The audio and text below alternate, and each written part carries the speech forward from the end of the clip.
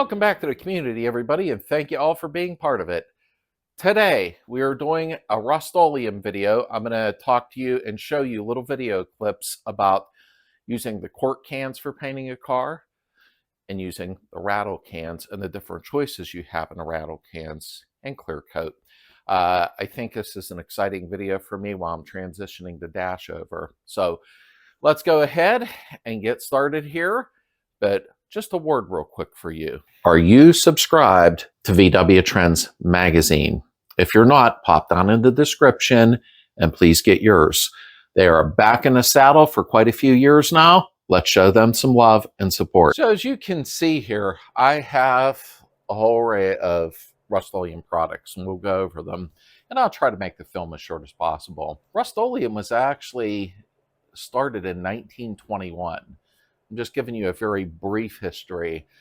I didn't know they were out that long, to be honest with you. My stupidity, I thought they were out for maybe since the 70s, but they were out much longer than I thought. Their product actually is very favored by a lot of people with automotive stuff and home stuff. Now, after I show what I have on hand and show you short video clips throughout with Rustoleums being used and the outcome, stuff like that, then I'm going to show you questions and answers, questions that I've received. So I chose to just do a video on it. So we'll do it that way. Hang tight. And then at the end of the video, I'm going to show you what I'm halfway through with the dash. Okay, so first I did make a trip to the store and went through quickly. Sadly, I was talking in the store, walking around. I was allowed to do that to show all the Rustoleum products. But I'm going to have to do a voiceover. So I'll show you the video here. I'll talk during it because it was like a rock concert and there was music blasting, and I can't let that happen on here. So let's go there and let's come right back. So I'm at one of the chain stores. I'm sure you know which one. And you can see all the different colors that they have. I like Rustoleum. I think it's a fine product, to be honest with you. So I don't know if you hear a cart going by. Here's something else that they do carry. And you have your Rustoleum farm implement. And that stuff works very well. Rustoleum also carries an epoxy enamel, which I've not tried that yet. I think I'm going to. High ultra heat. I see lacquer. I thought they didn't carry lacquer no more. Something about harmful. I don't remember. Here is your high performance professional enamel. Now I have used that and it does work quite well. You can do hammered look. They do have those. And then there's your 5-in-1 sprays, which I'm very fond of. I like the spray patterns. Very nice. That's what it is at your local blue chain store. And then of course you have your regular standard Rustoleums, which work quite well. Never had an issue with any of them ever. Even satin gloss. I do like their primers a lot. I think that's more near the automotive section. But as you see, there's the automotive primer right there. I use the filler primer and it works great. It's very thick. But in a nutshell, here's the 2x, 2X, wherever you want to refer to it as. There's a lot of colors to choose from. That is the paint and primer together. Although when I'm doing actually any type of stripping down to bare metal, then I use an etching primer anyhow, because that's just what I do. But they do have so much to choose from. I'm a very big fan of Rustoleum. So far, that's been my favorite, though. The spray patterns that you can change. All right, so we're in the automotive section. You can see the different ones they do have. They have so much to choose from. And I didn't know they carried the 5-in-1 spray with 2x the coverage in the automotive section. I wished I knew that earlier, but it is what it is. And here's the different primers that they carry, which is really good stuff. I'll show you some videos shortly here of what they work like. They are really great.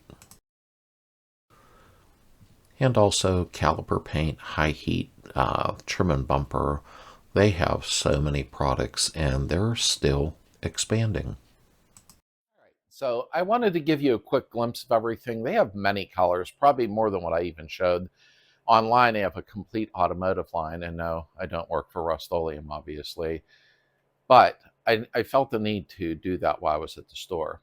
So first things first, before we get into the paints and primers and automotive use, we have wax and tar remover.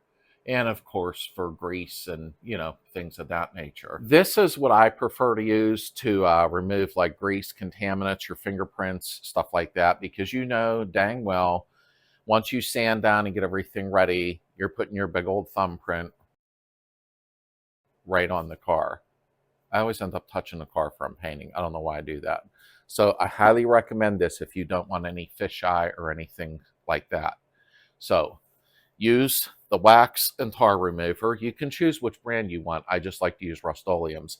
That way when you wipe it off with this, you don't have no worries after that when you're going to paint, typically speaking. Now, before we get started on the spray cans, I do want to show you something that I had done with Rustoleum. Now, you're all familiar with their quart can. Of course, this one has been opened. Now, they do have matte finish, satin finish, and glossy enamels, but I really like Rustoleum's for painting cars. I'm sure you've seen many videos on it. I did a video on this about the mix. It's down in the description down below. My friend actually did the spraying with a cheap HVLP gun, and it come out beautiful. The car, another friend of mine had bought my car. He's had it for like 5 years now, maybe, give or take. I can't remember, and it's still shining bright. Here's a little video on that right now. All right, there it is. Now, we distressed some of it. Is that the word I'm looking for? I wanted to give it a mild patina. Nothing crazy, but mild patina. That's what I wanted. Some of you don't like it. It's okay. It's not for everybody. But I wanted a patina look. That's just the look I was after, But it come out really, really good. Thunder's not in yet. But as you can see, that's a Rustoleum paint job. I wished I could get a really good angle, but I can't. But you can see it's shining. I'll give you the mix ratio when I'm done here. There you go.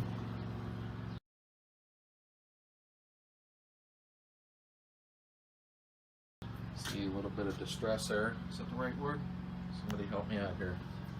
A little bit here. Just did it in various spots, I mean, 54 bucks. And I'm bragging about that price. Oh, that's a bug. But I can't complain. I was trying to save a little money. I figured if it didn't work out, sand it all back down and go buy some base coat clear. But I'm happy with it.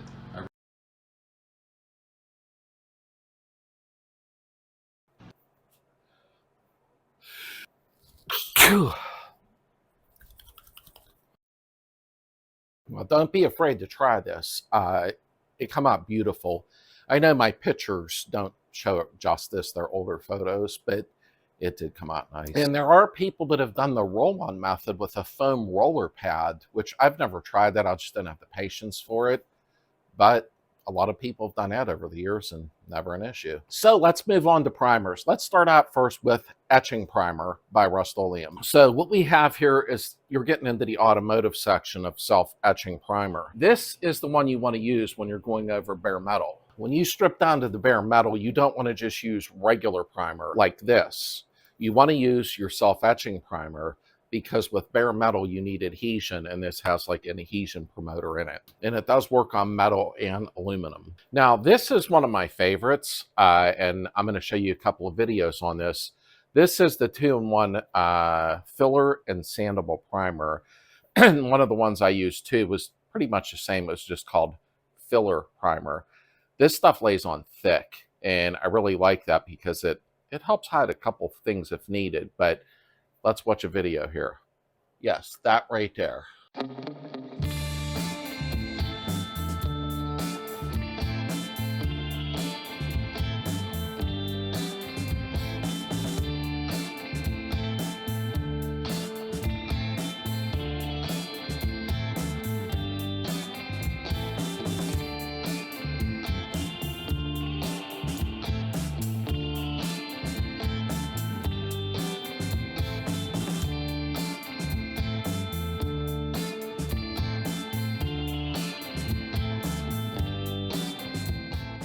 is the filler primer I'm using, and yes, this is the budget paint job, so you don't need a compressor.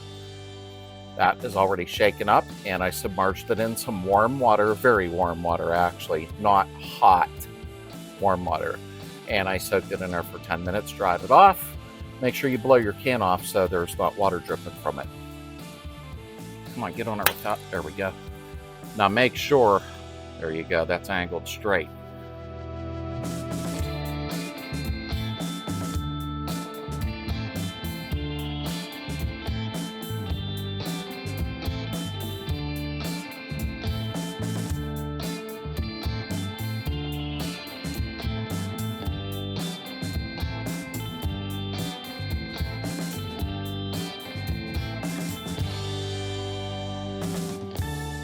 The primer soaking in warm water. I do a little warmer than warm. I don't know what that means, but it works. Just don't do it in scalding hot water. You don't want something to build up pressure and blow a can up. So use at your own discretion. I'm not responsible for you being an idiot.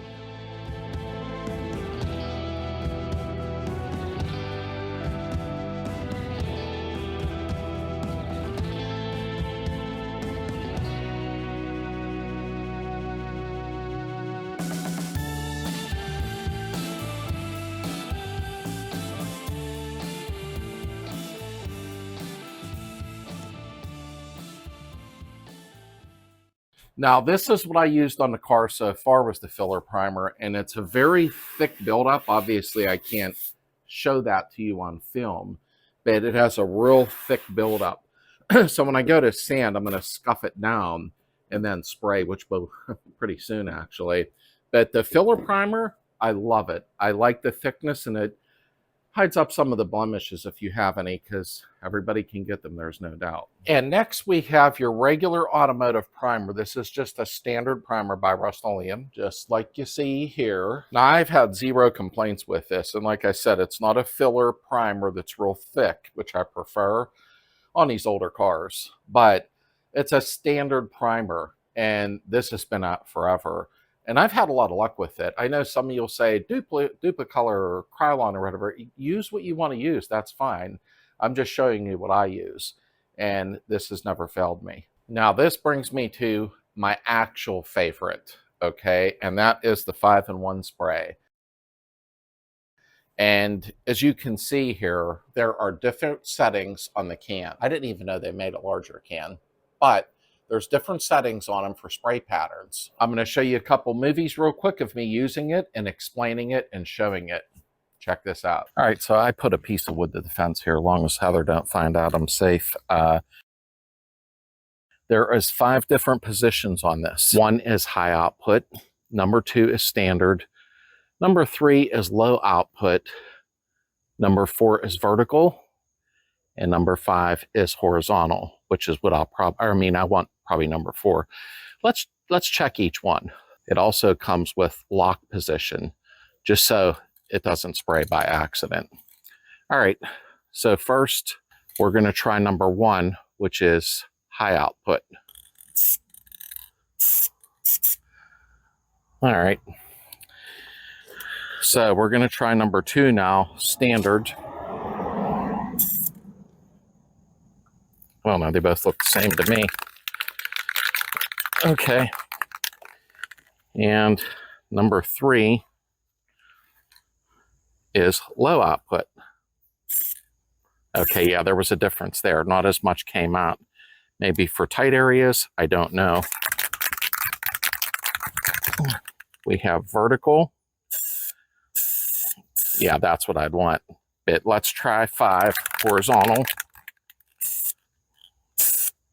Okay, we're going to go with number 4. Hard to tell on the wood, but it's a straight line. It's vertical. Now remember, with these tips that are inside of there, okay, they're about the size of a pinhead. So they're very small compared to like a spray gun is like 1.3 millimeter, 1.4, 1.5. So you're working with a very small fan area.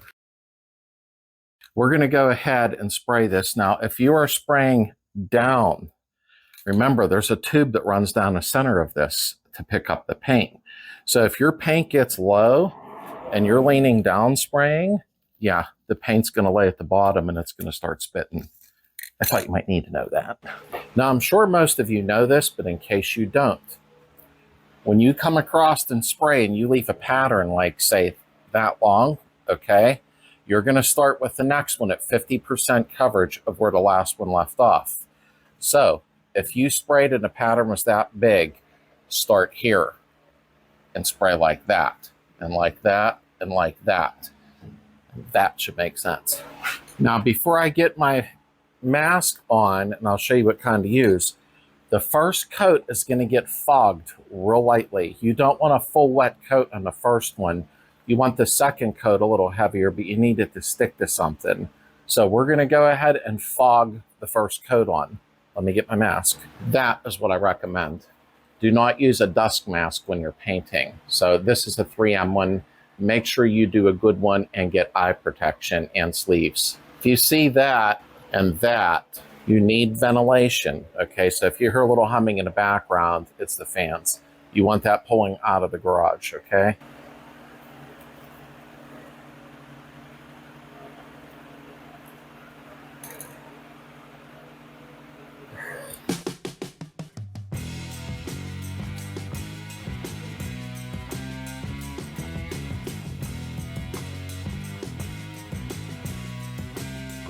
Perfect.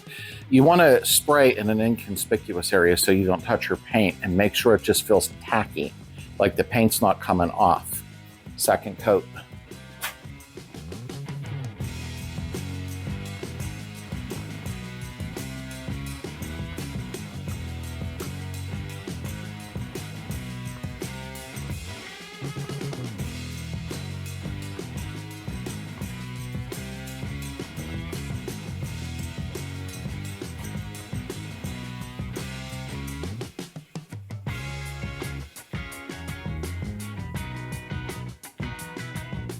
Now, if you're going to put on, and yes, I had a respirator on, clear coat, that's fine. You could probably get away with 3 coats and then do your gloss of 3 coats of clear coat.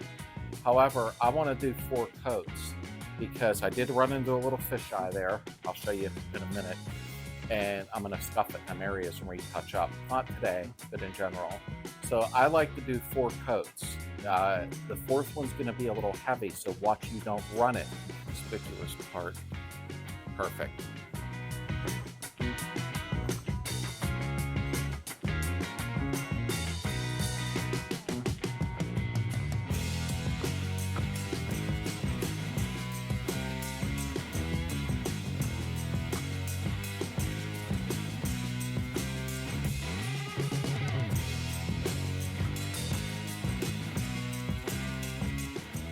Go ahead and hit it with a 4th coat and pray that I don't get a run. Hopefully not. Sometimes you do in a 4th coat, but if I do, then I'll just wet sand it before I put that clear coat on there.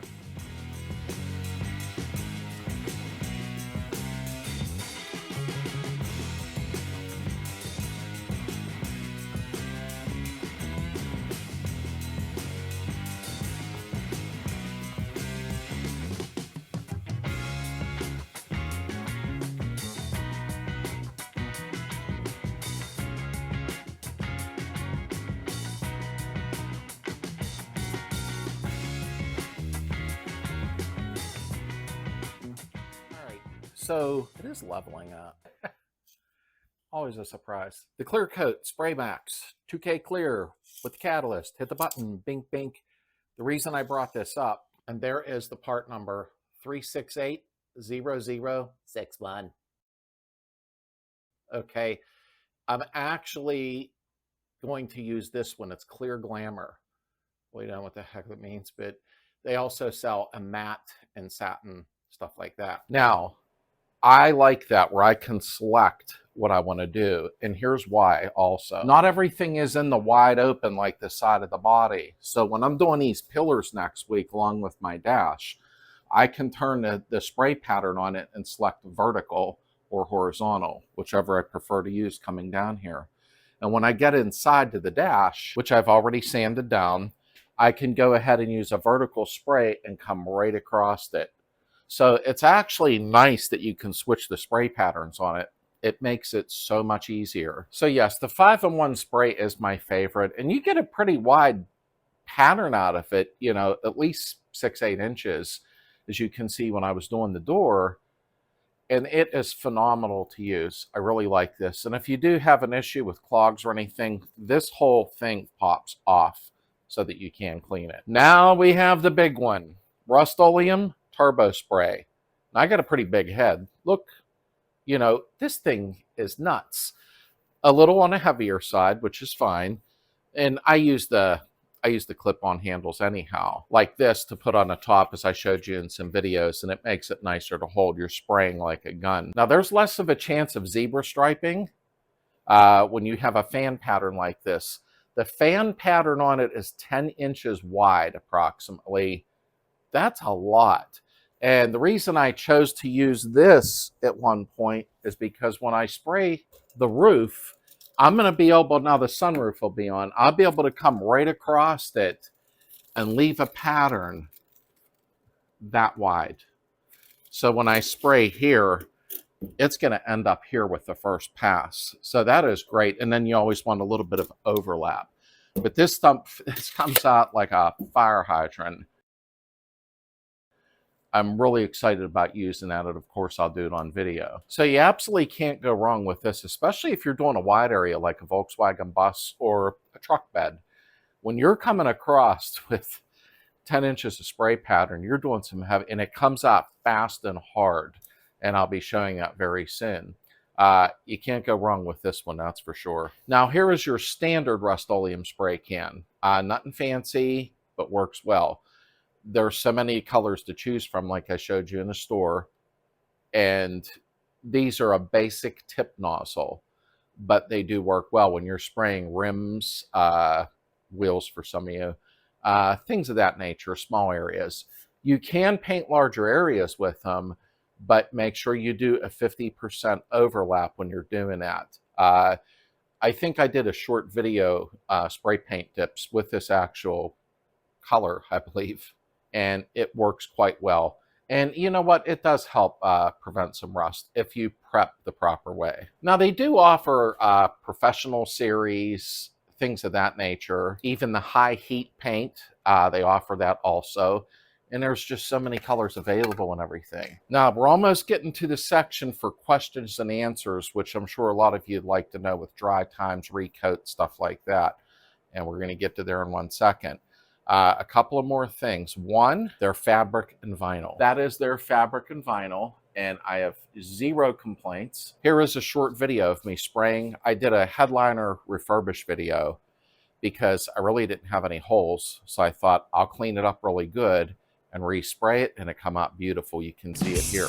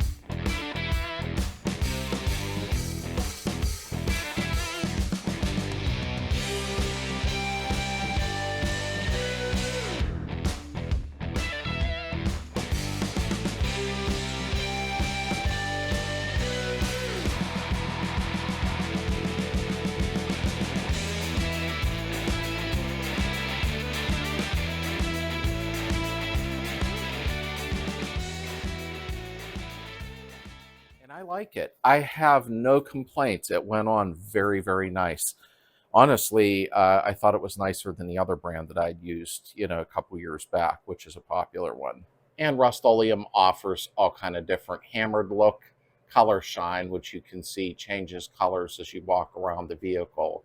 But they have a lot of different ones, which I think is awesome. I couldn't even probably count how many people have used Rustoleum products, and I know you're tired of me saying the name of it, but I don't know what else to use to paint their vehicles. And there's been a lot of success with it. So, and also you do have one more thing. We're going to go on to questions and answers real quick. It's the Rustoleum 2 times or 2X, whatever you want to call it.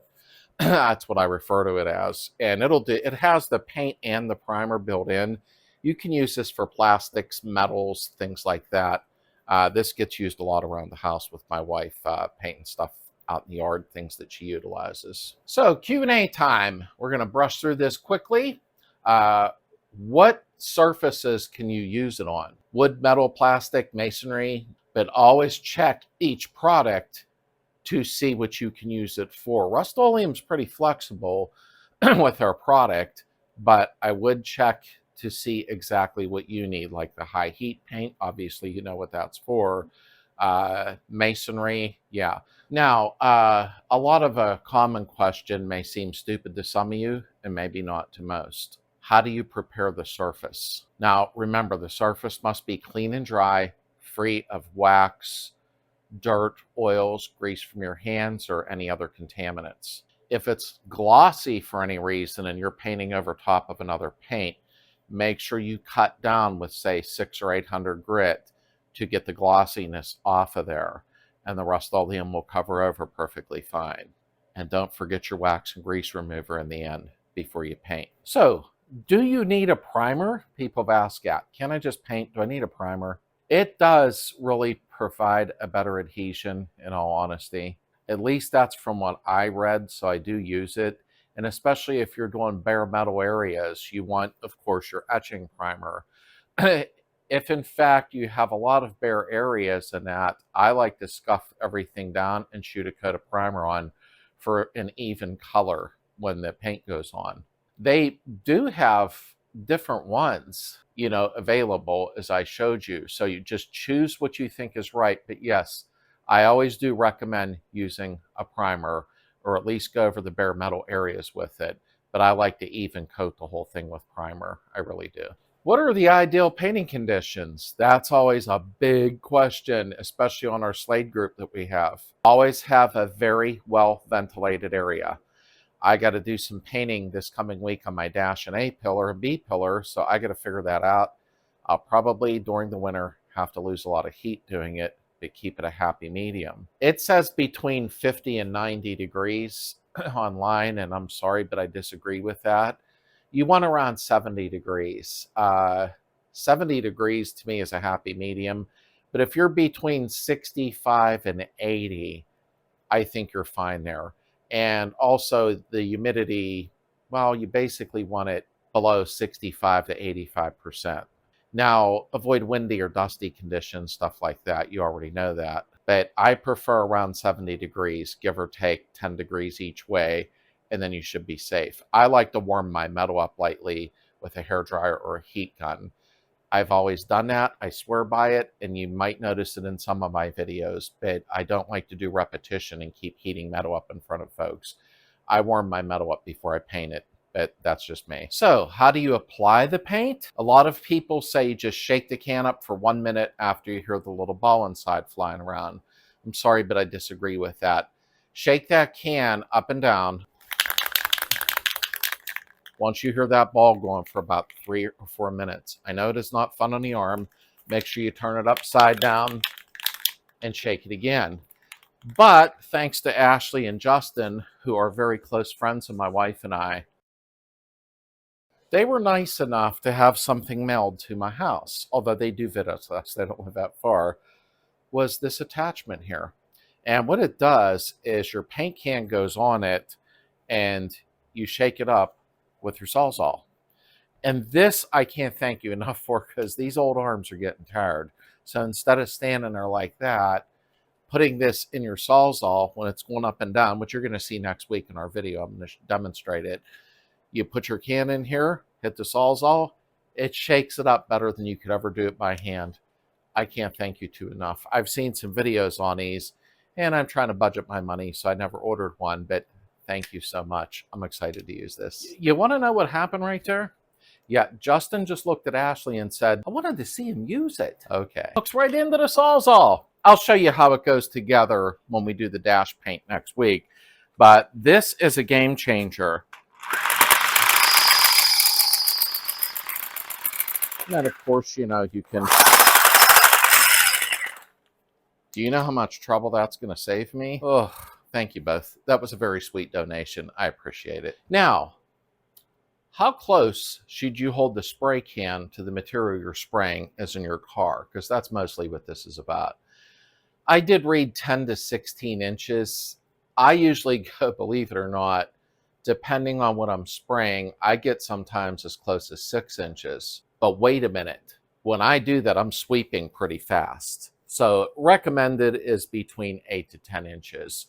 If you get too close and move too slow, you're going to have runs. Runs are a bad thing. So you want to keep it around 10 inches down to 8 inches, right around there. It's always good to test on a piece of wood or something you have laying around like I did. And that way you can get a feel from what you're doing. Always do 50% overlap. If you spray and the pattern is here, let's do it on the lip here. This is where your pattern is. When you come in with the next spray pattern, you want it like that. You want 50% overlap every time. So if it ends here, start here with the next one. 50% overlap. You'll avoid what we call zebra striping. That you do not want, because your car, truck, motorcycle, whatever you're doing, will look like a zebra stripe. So you don't want that. Do 50% overlap. When you're spraying, you want to spray to the outer part before coming back. And what I mean by that, when you are spraying and you're going back and forth, when you get to the outer edges, keep spraying until you hit about right here and then let off. Hit the spray button and then start back. If you start letting off here, you're going to have an issue. Now, how long does it take to dry? Now, that time will vary, okay? I always leave it alone for 24 hours, but that's just me. You do what you want. However, to the touch, typically 10 to 30 minutes. That's to the touch, not take your car out and drive around like a bonehead. Always spray in an inconspicuous area so you can touch it. If it's lightly tacky, you can go ahead and spray your next coat. Usually that's a 10-minute turnaround time. For fully dried and cured, they say about 9 hours for most of your Rustoleum Rattle can paints. And 5 to 7 days if you're spraying plastic, okay? And that's a whole different ballgame. But basically, I like to, and we'll talk about coats in 1 second, how many coats. I like to go ahead basically, and once it's tacky and I've done my coats, I literally close the garage up and leave for 24 hours. I do not move any dust or dirt around. And when you come back, you can handle the part and do what you need to do. Now, when can you apply your second coat of paint after you sprayed it on? They say up to 1 hour. Again, check for inconspicuous areas for tackiness. I guess I shouldn't disagree with what the manufacturer says, but when I like putting my second coat on and my third coat, it's usually about 10 minutes apart. I don't do it no sooner, no later, depending on humidity and temperature, of course, that day. But I usually do it within a 10-minute time frame. And when you're going to go over to a clear coat after that, it's 10 minutes again.